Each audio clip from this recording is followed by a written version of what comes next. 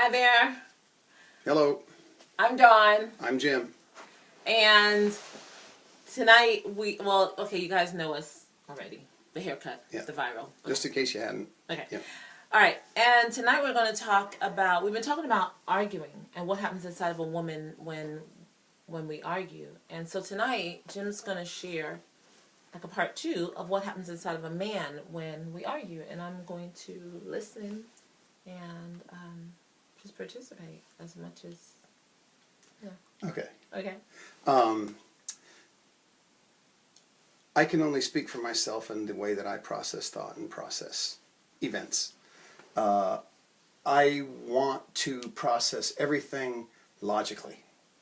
And when what I believe is real clear-cut, assumed logic is not received or understood or accepted by her in an argument, it tends to make me pull out my hair frustrated because I feel like I don't have anywhere else to turn except what I'm going to call, what I think in my measure is common sense and logic. Understand that that fits in here. It doesn't necessarily fit in here. Men and women process thought differently. So that's where I'll start out in an argument. Generally, that's the thing that sets me off, but it's not what starts going on inside of me. Yeah, baby. Okay, so when you say common sense, you know that's... Yeah. It's almost an oxymoron because it is so subjective. Okay? It's very subjective. It's very subjective. Okay. And I meant it that way. I meant to say it that, my logic and my common sense, although I can argue it very concisely, of course I can because it's mine, but it's not necessarily going to be everybody else's. Right. And then, most of the time, I'll be able to stop right there with that thought.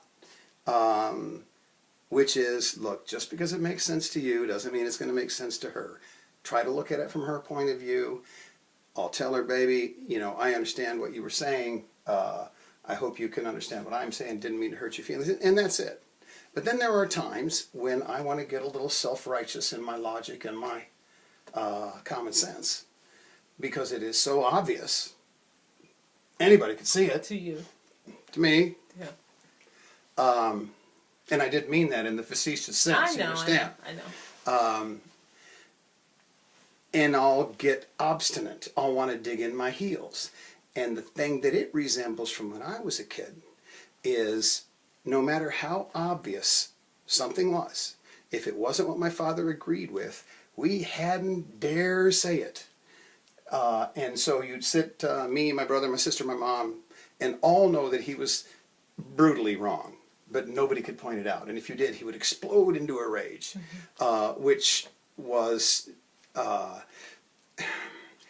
it brought up the dig in your heels, fold your arms, don't let that person close to you, because you can't do anything else but absolutely just lock them out of your life when somebody conducts like that, because there's just no room for him anywhere in what makes sense. And the thing about it is, those kind of examples when I was a kid, the logic and the common sense was pretty obvious. And we would have silent stares across the table, kind of everybody acknowledging. And my father was not a bad man. I don't really think that he even knew that he was being unpleasant. Honestly, I think he didn't know the impact that had on us, but it had quite an impact. So that's what is going to happen in me. And the reason I bring up my own example, which may be different than other people's, is that I got to be careful not to drag my past that's already taken care of and the familiarity that it wants to kind of grab inside of me and attach it to what I'm doing when I'm dealing with you.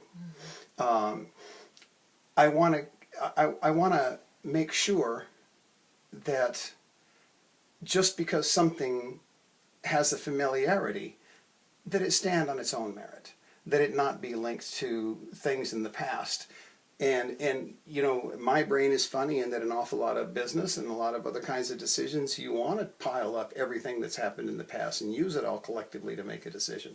But it's not fair in an emotional sense and inside a relationship. And so then I have to unwind all that. And it's amazing how fast, how far I can get off track. Okay, so when you get to that place, because we have both have parents and we've had our childhood things that we've been through. Mm-hmm. What is it for you? Because like you said, you don't feel like your father was a bad person. Like I don't feel like my father was a bad person. I just feel like he was going through whatever he was going through. But it's still like it impacted us as children, and those were the tools that we took. So when you get into an argument, what is the thing that causes you to either say, okay, I'm mad, I'm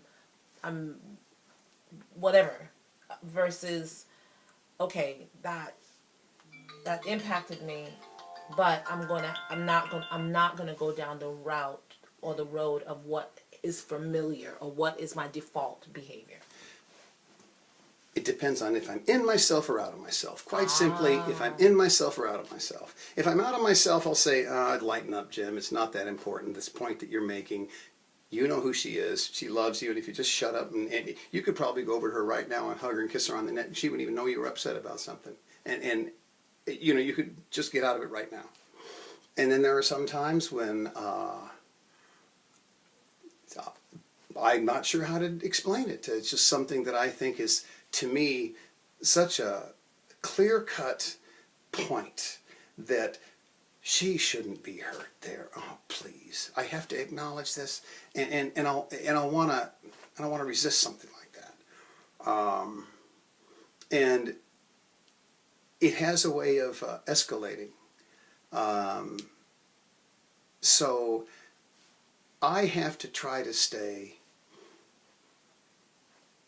empathetic to her, open-minded before the Lord, out of myself, and what ends up happening is kind of the opposite of what you would think. You end up getting more for yourself, enjoying an awful lot more, a lot more bountiful in your own life and from your wife, from your business, if you can find a way to minimize how really important you think you are. She can have me be important to her, and I can have her be important to me, and it seems to work better that way. Yeah. Sounds good.